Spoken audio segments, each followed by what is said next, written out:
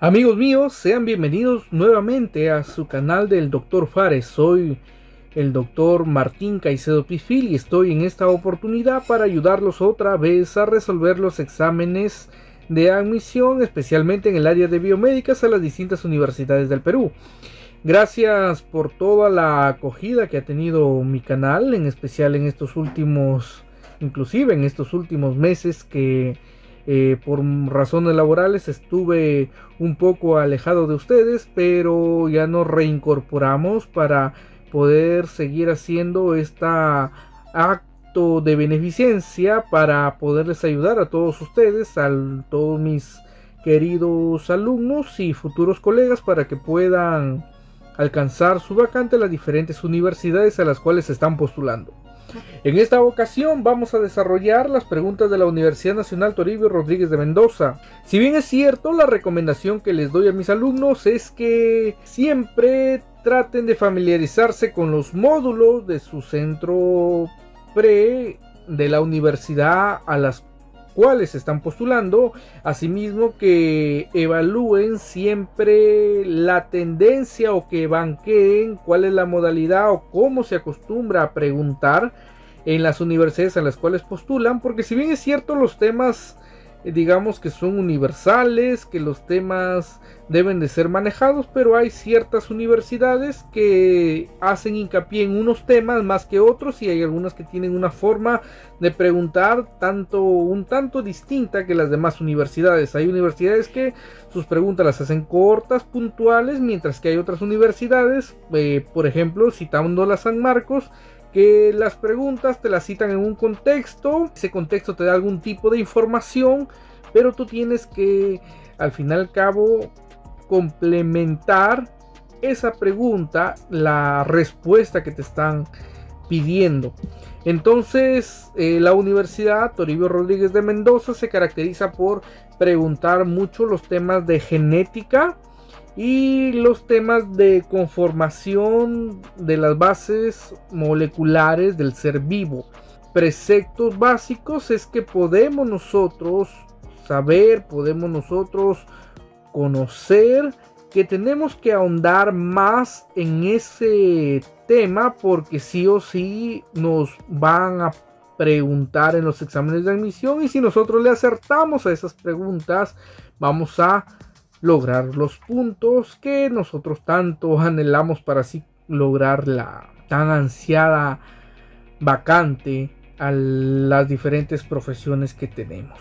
Entonces, otra aclaración es que la mayor parte de mis láminas o de los slides que presento están bien cargadas de información, debido a que hay alumnos que unos van a revisar y otros a veces no pueden revisar mucho los temas, y yo les estoy presentando toda la información necesaria, porque generalmente las preguntas en algunas universidades se reciclan una y otra vez, o vuelven a preguntar el mismo tema bajo otro concepto estructural de presentación de las preguntas. Bajo esos lineamientos es que yo les presento esas láminas bastante cargadas de la información generalmente necesaria para que puedan entender toda la pregunta. Complementando a nivel de lo que es el marketing ya en las otras redes sociales, ya muy pronto estoy en TikTok y también en mi página azul. Así que, muchachos, vamos a empezar con la resolución de los exámenes, ¿vale? Pregunta número 1. El adenosintrifosfato es un nucleótido de adenina, ribosa y ácido fosfórico cuya energía se encuentra bajo forma de: alternativa A, enlace éster fosfórico; alternativa B, bases nitrogenadas; alternativa C, enlace N-glucosídico; y alternativa D, electrones de resonancia; y alternativa E, enlaces covalentes de carbono. Para conocer esto tenemos que identificar las palabras claves. El ATP, entonces tenemos que conocer qué es el ATP, y ya nos están diciendo que es un nucleótido, pero nos preguntan cuya energía, o sea, en dónde se concentra la energía del adenosintrifosfato. Eso es lo que nos están preguntando. Y si tú ya eres consciente de este tema, sabrás que la energía del adenosintrifosfato se encuentran en sus enlaces. Y las respuestas que nos están dando, miren, la alternativa A, C y E nos están hablando acerca de enlaces. Entonces la respuesta será uno de los enlaces. El adenosintrifosfato es una macromolécula energética responsable de la energía, es la moneda energética del cuerpo humano, y la hidrólisis del adenosintrifosfato es lo que permite que exista la energía suficiente para que existan procesos activos a nivel celular, ¿ya? ¿Y cuál es la conformación? Está formado por una base nitrogenada, que en este caso es la adenina, un carbohidrato que es la ribosa y 3 grupos fosfatos. Pero cada uno de estos, al unirse, va a tener una denominación. Tiene además 2 enlaces del grupo fosfato que son de alta energía, y se les llama así porque ceden un alto porcentaje de su energía más que cualquier otro enlace químico. El ATP se forma por un proceso conocido como fosforilación, también que ha sido pregunta de examen de admisión. ¿Cuál es el proceso por el cual se forma el adenosintrifosfato? Y es la fosforilación. Además, la fosforilación, ya, la más común es la oxidativa. La fosforilación oxidativa es la que se realiza en la mitocondria, ya con todo el proceso que obviamente alguna vez vamos a estudiar. La unión de la adenosina más la ribosa se conoce como la adenosina. Ahora bien, muchachos, por acá es lo que les comentaba. Miren, ustedes acá tienen una adenina. Esta adenina es la base nitrogenada. Cuando esta adenina se une al carbohidrato que se llama ribosa, ¿ya? La unión de la adenina más la ribosa se llama adenosina, pero esta adenosina es un nucleósido, pero por acá vamos a poner su nombre, adenosina. Ya se une todo lo que estoy subrayando de la parte verde más la parte morada, ¿ya? Y eso, en este caso, la unión de la ribosa más la adenina te forma un nucleósido que se denomina adenosina. Cuando la adenosina o el nucleósido de adenosina se une al primer grupo fosfato, ya este es el primer grupo fosfato el que ustedes están visualizando. Cuando se une al primer grupo fosfato, ya se forma un nucleótido y es el AMP, adenosin monofosfato. Ya cuando se une a 2 grupos fosfatos, ya se forma un nucleótido ADP, porque obviamente tiene acá 2 grupos fosfatos. ¿Cómo se llama? Adenosin difosfato. Ya este es el segundo grupo fosfato. Y cuando se une a 3 grupos fosfatos, se llama ya adenosin trifosfato. Ya, pero estos enlaces, los enlaces entre los grupos del fosfato, son los grupos que te van a dar, o son los enlaces que te van a dar la energía. Ahora, ¿cómo vas a contar tú los enlaces? Los enlaces, como están visualizando en esta imagen, está de donde está la adenosina, desde ahí se empiezan a contar los enlaces del grupo fosfato. Entonces, aquí ya tenemos el primer enlace, tenemos el segundo enlace y tenemos el tercer enlace. Ahora sí, pasamos a la lámina siguiente para que ustedes puedan ver.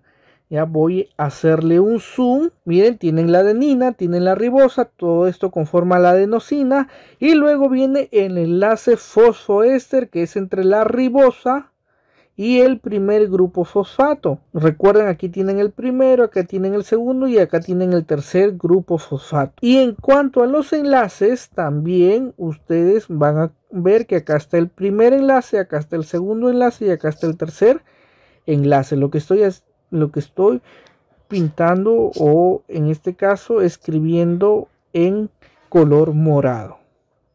¿Ya?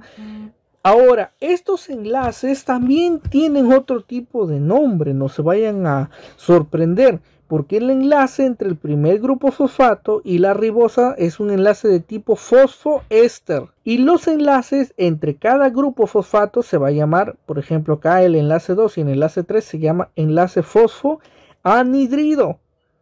¿Ya? Entonces ustedes ya conocieron qué tipo de enlaces son, pero al fin y al cabo todos estos son los enlaces esterfosfóricos. Pero aquí también depende de la universidad a dónde vayan. ¿Por qué?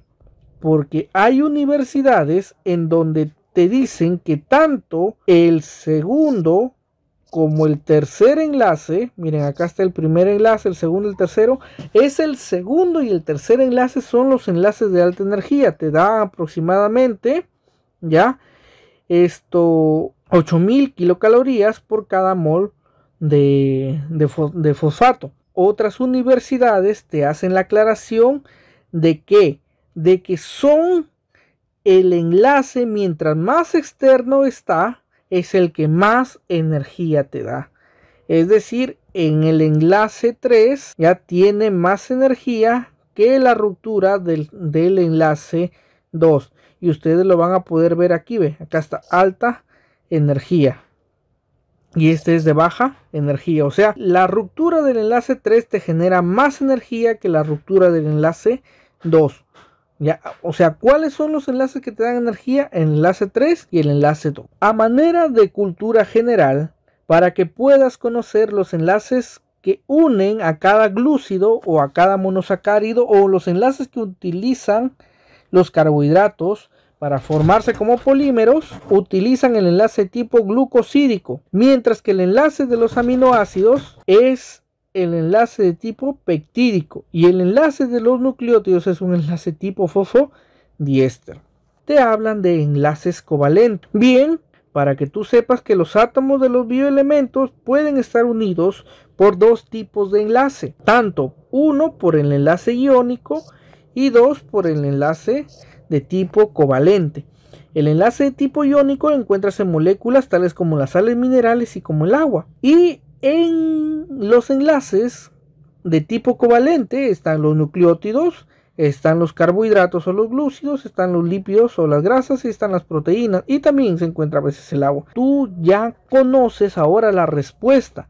El ATP, el adenosintrifosfato, es un nucleótido de adenina, ribosa y ácido fosfórico cuya energía se encuentra bajo la forma del enlace éster fosfórico. Si te preguntan cuál es el enlace que más energía le da, el enlace que es distal o el enlace que es más externo, el tercer enlace más que el segundo enlace, ¿ya? O en todo caso es el enlace fosfoanhidrido, ¿ya? Si es que te viniera así en esa pregunta, el enlace fosfoanhidrido, en donde se encuentra la energía del adenosintrifosfato, ¿ya? De una manera más específica. Listo, ahora sí nos vamos a la pregunta número 2. Pregunta número 2 del primer examen CEPRE realizado el 4 de junio. ¿Cuál es el principal centro organizador de microtúbulos para la formación del uso acromático? Alternativa A, centrosomas. Alternativa B, cromatina. Alternativa C, carioteca. Alternativa D, centriolo. O alternativa E, casquetes polares. Cuando nosotros hablamos de los organelos, tenemos que saber cuáles son las funciones de cada uno de ellos. Para ellos les estoy presentando estas láminas en donde estoy mostrando por el momento nada más los organelos de tipo membranosos y los no membranosos.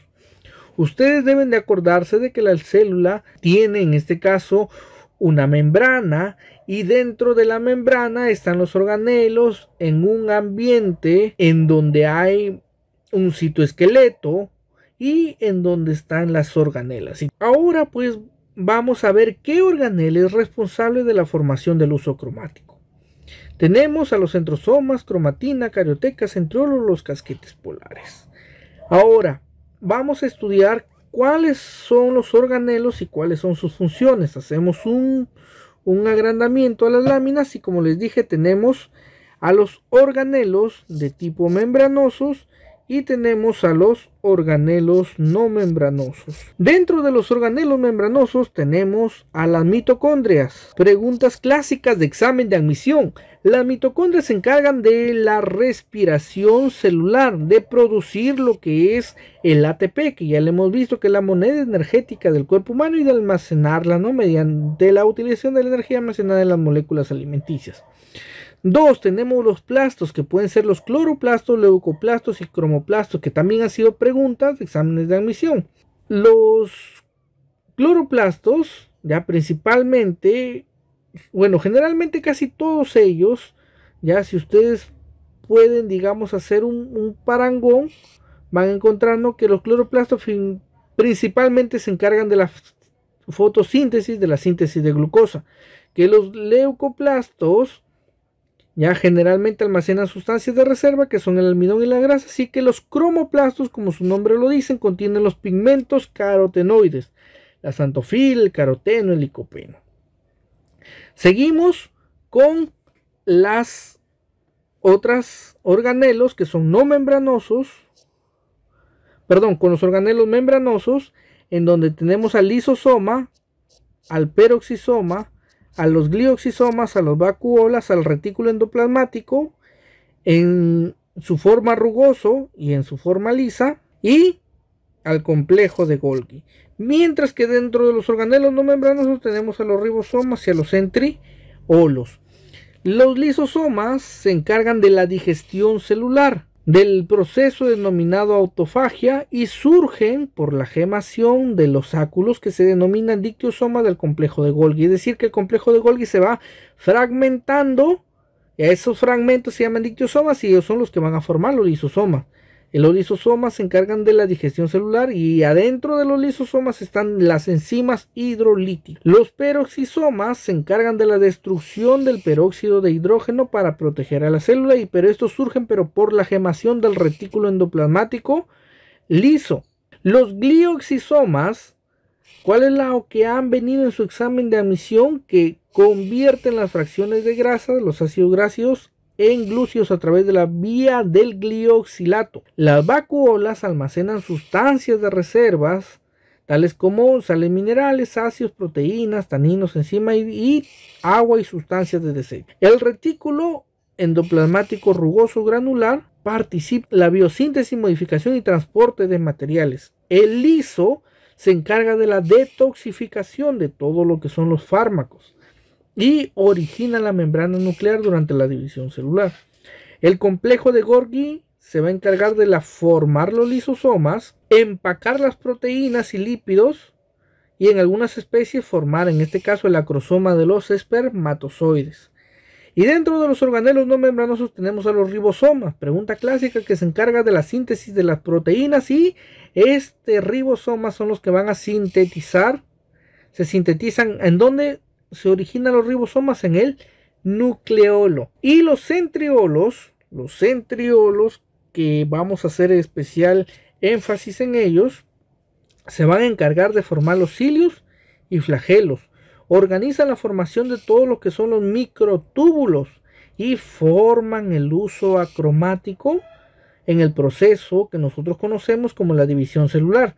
Y durante la división celular forman el centrosoma. Entonces, ¿cuál es el principal centro organizador de microtúbulos para la formación del uso cromático? La respuesta sería los centriolos, ¿ya? Los centriolos son los que forman los microtúbulos, ya, bueno, para la formación del uso acromático. Entonces ya hemos dado respuesta a la pregunta número 2. Ahora sí, vamos a la pregunta número 3. Otra pregunta acerca de lo que es la composición de los seres vivos. ¿Cuáles son las bases nitrogenadas purinas que se encuentran en los ácidos nucleicos? Guanina y timina, alternativa A; alternativa B, uracilo y timina; alternativa C, citosina y guanina; alternativa D, adenina y guanina; y alternativa E, uracilo y adenina. Para poder explicar esta pregunta, nosotros, como les dije, tenemos que tener en claro lo que es las composiciones moleculares de los seres vivos, y uno de los temas fijos que vienen son las diferencias entre las moléculas de los ácidos nucleicos. Eso siempre te van a preguntar, al menos durante lo que he evaluado en la Universidad Nacional Toribio Rodríguez de Mendoza, siempre te preguntan esto. Ahora, tenemos que primero conocer cuáles son las bases nitrogenadas, cómo están conformadas y cuáles se encuentran en el ARN y cuáles se encuentran en el ADN. ¿Ya? Entonces les estoy mostrando, ya, las bases nitrogenadas se clasifican en dos grupos. Uno que es el grupo, vamos a ponerles por acá, uno que es el grupo de las pirimidinas y dos es el grupo de las purinas. En el grupo de las pirimidinas solamente se encuentran un anillo. Miren, si ustedes visualizan, solamente hay un anillo, una vuelta, un anillo, un anillo, un anillo. Entonces, ese anillo es lo característico de las pirimidinas, mientras que para las purinas se encuentran dos anillos, uno, dos anillos unidos. Ahora, para que ustedes se puedan acordar cuáles son purinas y cuáles son pirimidinas, o púricas y pirimídicas, que también se llaman así, ustedes se van a acordar de la mnemotecnia agua. Agua para las purinas. Ya, agua, adenina y guanina. Listo, con eso se supone que las otras tres, citosina, timina y uracilo, vas a poder saber que son pirimidinas. Las pirimidinas son citosina, timina y uracilo. Clara diferencia, que la timina se encuentra en el ADN, mientras que el uracilo en el ARN. Y a manera de mnemotecnia te puedes grabar que uracilo en el ARN. Ya, uracilo, para que no te olvides, ARN. Uracilo es la base pirimidina que está en el ARN y la timina es la base pirimidina que está en el ADN. Entonces ya sabes cuáles están en el ADN y cuáles están en el ARN. Bien, antes de poder ver las diferencias entre las moléculas del ARN y el ADN, vamos a hablar acerca de lo que son las bases nitrogenadas. Ya, esto lo vi ya en un libro un poco avanzado, ya de biología molecular, y como les estoy haciendo especial hincapié en que la Universidad Nacional Toribio Rodríguez de Mendoza te pregunta o te hace este tipo de preguntas, tienes que tener en claro algunos otros conceptos. Por ejemplo, las bases purinas son heterociclos de 9 puntos. Como les dije, son dos anillos, mientras que en las bases pirimidinas ya son un anillo. Acuérdate, purinas tiene menos letras, así que son dos anillos. Aquí está el primer anillo y aquí está el segundo anillo, mientras que las pirimidinas, que son más letras, solamente tienen un anillo. Ya, para que te acuerdes al menos de esa forma, no de esa mnemotecnia, apenas tienen un anillo. Entonces las pirimidinas forman un heterociclo de 6 puntos, mientras que las purinas forman un heterociclo de 9 puntos. Y ustedes van a poder visualizar o cuáles son las estructuras de las bases nitrogenadas, como ustedes están pudiendo mirar a todo color. Pero aparte de eso, ya, las bases pirimidinas y las púricas ya derivan fundamentalmente de la sustitución de átomos de hidrógenos por grupo amino hidroxilo en las diferentes posiciones del anillo pirimidínico o purínico, respectivamente. Ahora, acá hay una propiedad que espero que no les venga, pero si en caso les preguntan, la tautomería cetonólica es la forma de presentación de las bases nitrogenadas en un determinado pH. ¿Ya? Por ejemplo, a nivel de nuestro pH, que es un pH neutro, la forma ceto, o sea, la forma de presentación cetónica es más frecuente, como ustedes, o la conformación, digamos, bioquímica, o la conformación de una estructura bioquímica, como ustedes están mirando en estas figuras de azul, es la forma más frecuente a nivel de un pH neutro. La tautomería cetonólica se refiere a la forma de presentación de las bases nitrogenadas en un determinado pH. En un pH neutro como el nuestro, la forma de presentación más frecuente es la forma cetoenólica. Entonces, por ejemplo, dentro de las bases púricas o purínicas, ustedes tienen, por ejemplo, como les dije, la adenina. Acuérdate, la nemotecnia agua tiene la adenina y tiene la guanina. Miren ustedes cuál es la diferencia a nivel de los radicales ya de la forma cetónica, ya. Y en las bases pirimidínicas, ya ustedes van a tener el uracilo, la timina y la citosina, y acá están sus formas cetónicas. Y la diferencia ya en cuanto a su isomerización, creo que sería la palabra correcta. ¿Cuáles son las bases nitrogenadas púricas que se encuentran en los ácidos nucleicos? Acuérdate, púricas, te acuerdas del agua. ¿Cuál es? La adenina y la guanina, que es la alternativa de adenina y guanina. Marcaríamos la alternativa de adenina y guanina. Pero tienen que tener en claro de que esta pregunta o de este cuadro también ha salido varias preguntas más. ¿Cuáles son las bases nitrogenadas púricas del ADN y del ARN? Para ambos están la adenina y la guanina. Pero dentro de las bases pirimidínicas está la citosina y el uracilo en el ARN, ¿ya? Y la citosina y la timina en el ADN. El azúcar del ARN es la ribosa, mientras que el azúcar del ADN es la desoxirribosa. Y tú te puedes acordar, mira, ve, por su inicial, mira, hijo, ve, ¿ya?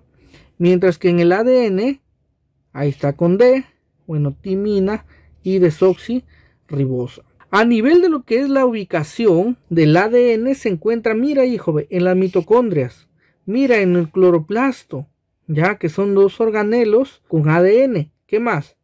En la mitocondria tiene el ADN de Eva, ¿no? Está en el cromosoma, tanto en el eucarioto y en el procarioto, y está en el genoma y en los plásmidos, en este caso de las bacterias. Mientras que el ARN está en los ribosomas, en el nucleolo. Genoma viral también tiene. Mira, es común a dos, en el genoma viral y en el genoma viral. En las mitocondrias y en las mitocondrias. En el citoplasma también está el ARN, obviamente, y los cloroplastos también están a nivel contienen ARN. ¿Ya? La función del ARN es llevar información genética del ADN hacia el citoplasma para la síntesis de proteínas, eso es lo principal. Mientras que el ADN es portador de la información genética. Las clases de ARN son tres: el ADN ribosómico, el ARN mensajero y el ARN de transferencia. El ARN ribosómico es el que tiene forma globular, el mensajero tiene forma lineal y el de transferencia tiene forma de trébol, T con T. De esa manera te vas a acordar. Y el ADN pues tiene el ADN cromosómico, mitocondrial, plastidial y plásmico. ¿A qué quiero llegar con esto? Bueno, el dogma central de la biología es que el ADN se va a replicar, ¿ya? Y va a formar, en este caso, mediante un proceso de transcripción directa, el ARN. Cuando el ARN va a sufrir, o en este caso entra al proceso de la traducción, este se va a encargar de formar las proteínas. ¿Quién empezó a cuestionar el dogma central de la biología molecular? Pues el comportamiento viral. El comportamiento viral se salta este dogma y a pesar de que termine en una una traducción de proteínas, ya, sin embargo, a veces la replicación no está presente. Ya, ahora, otra cosita más que podría decirles acerca de las bases nitrogenadas, tautomería, es que las bases nitrogenadas, en el proceso de la decisión, ya, ¿qué es lo que va a pasar? Va a formar otro tipo de bases nitrogenadas, ya no son las únicas. Se van a formar otro tipo de bases nitrogenadas, sino que lo que más conocemos nosotros son las púricas y las pirimidínicas, ¿no? Las 5 bases nitrogenadas, pero existen otras. Y también existen bases nitrogenadas que sirven en el avance de la farmacogenómica o incluso de la elaboración de los medicamentos biológicos. También están, ¿no? Como el mercaptopurina, ¿no? Y esas bases nitrogenadas también tienen aplicación farmacogenómica o de medicamentos o de fármacos biológicos. Ahora la pregunta 4, respecto a la fotosíntesis, ¿cuál es la secuencia de verdaderos y falsos en los siguientes enunciados? Alternativa, bueno, ítem 1. Durante la fase luminosa se oxida el NAP. Ítem 2. El ciclo de Calvin-Benson-Bachan ocurre en el tilacoide. Ítem 3. La estructura química de la clorofila contiene 4 anillos pirrólicos con un ion central de hierro. Ítem 4. La fotosíntesis es una reacción redox que libera energía. Identificamos cuáles son verdaderas y cuáles son falsas y en base a eso identificamos cuál es la alternativa correcta. Bien, durante la fase luminosa se oxida el NAC. Ustedes tienen que saber que durante la fotosíntesis existen dos fases. Uno que es la fase luminosa y la otra que es la fase oscura. La fase luminosa también se llama fase fotoquímica o la reacción de Hill. Mientras que la fase oscura ustedes la van a poder encontrar con el nombre de fase oscura, fase termoquímica o la reacción de Calvin y Benson o Calvin-Benson-Bachan. ¿Ya? La fase luminosa ocurre en la membrana tilacoidal, lo que nos está diciendo que el ítem 2 es falso. El ciclo de Calvin-Benson ocurre en el estroma del cloroplasto, la fase oscura. La fase luminosa ocurre en la membrana tilacoidal. Aparte nos dicen que durante la fase luminosa, ¿qué más existe? Existen 4 procesos básicos. La fotoexcitación de la clorofila, que se produce prácticamente por la absorción de los haces de luz. La fotólisis o la separación del agua, la fotorreducción del NAG y la fotofosforilación. Mientras que en la fase oscura se van a producir otros 4 procesos, que la carboxilación, que es la fijación del CO2 por medio de la ribosa 1,5 bifosfato, la reducción del ácido fosfoglicérico a fosfogliceraldehído por acción del NAP, el gasto de 18 ATPs y la formación finalmente de la glucosa, que es lo que persigue la fotosíntesis de las plantas. Ahora, la fotosíntesis dice durante la fase luminosa se oxida el NAP y acá nos dice que se fotorreduce.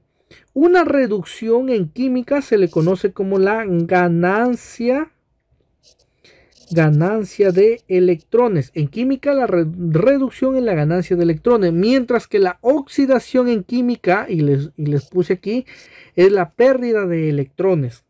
Entonces eso tienen que tenerlo claro. Entonces también la alternativa, el ítem 1 sería falso. Ya tenemos 2 falsas, así como tu sex.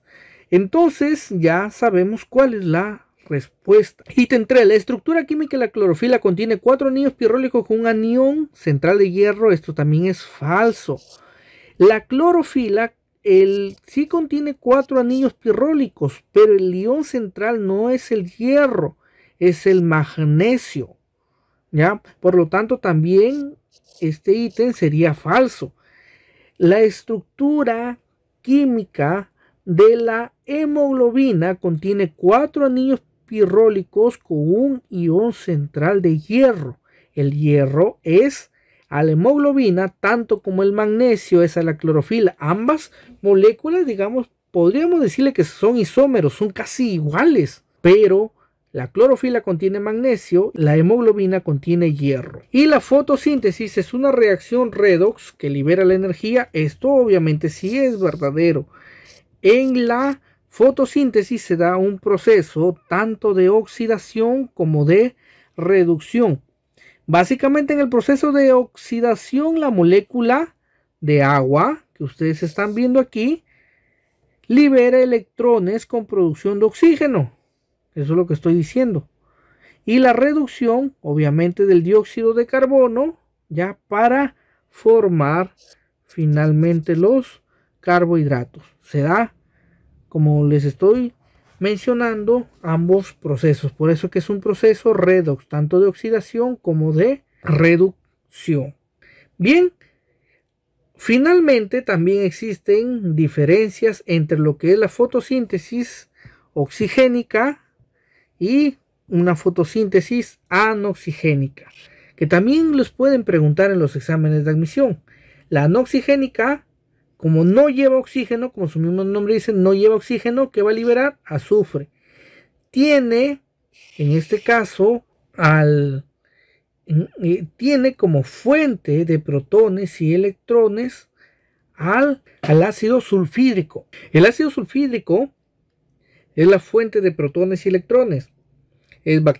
Tiene la bacterioclorofila como pigmento central y hace trabajar al fotosistema 1 o al P700. La fosforilación es cíclica y la realizan las bacterias verdes y púrpuras sulfurosas. ¿Ya? Le vayan a preguntar, aparte, la fotosíntesis oxigénica libera oxígeno. El agua es la fuente de protones y de electrones. Contienen los 4 tipos de clorofila, el A, B, C, D, y trabajan el fotosistema 1 y el fotosistema 2. La fosforilación puede ser cíclica y acíclica. ¿Y quiénes la realizan? Las cianobacterias, las algas y las plantas. Nótese también que pueden preguntarle que la clorofila A y la clorofila B está presente en plantas, eugenofitas y clorofitas. La clorofila A y C está presente en crisofitas, dinoflagelados y feofitas, y la clorofila A y la D está presente en cianobacterias y en rodofitas. Les hago esta aclaración porque estas preguntas pueden venir en su próximo examen de admisión. Y habiendo terminado la pregunta número 4 y fundamentado lo más conciso y puntual posible, he terminado con todo lo que son este tipo de preguntas que han sido propuestas en el examen de admisión CEPRE para la Universidad Nacional Toribio Rodríguez de Mendoza. Como siempre, les dejo la bibliografía que utilizo para mis slides. Están los libros de biología, los de biología molecular, el libro que bastante recomiendo, al menos en formación presa, el libro de biología de Martín Ortiz Tenorio, ha sido mi profesor, es muy buen libro. También los otros libros que recomiendo, ahí están. Están los del profesor Willy Mamani Rodríguez, de Carlos Amaranto Cortés, los libros del Centro PRE de la Universidad Nacional Pedro Ruiz Gallo, que es de donde yo provengo. Y obviamente los otros libros, tanto los de Editorial Lumbrera, los de San Marcos, los de otras CEPRES aledañas. Y también ustedes pueden ver los libros de anatomía, que en este caso no hemos hecho uso. Así que, amigos míos, estoy muy agradecido por toda la acogida que me han dado. Estoy siempre muy contento de poderles ayudar. Y me despido de ustedes deseándole que Dios los bendiga en todas sus actividades y que siempre espero que ustedes den lo mejor de sí para transformar nuestra sociedad y para que nuestra sociedad sea un lugar más limpio para que puedan vivir tanto nuestra familia, nuestros hijos y todos nuestros seres queridos. Espero que todo les vaya muy bien y a seguir estudiando y a seguir luchando por esa vacante. Soy tu amigo, el doctor Martín Caicedo Pifili, se está despidiendo de ustedes hasta una próxima oportunidad y espero pronto poderles seguir desarrollando las preguntas para su examen de admisión. Un fuerte abrazo, me despido de ustedes, hasta pronto, adiós.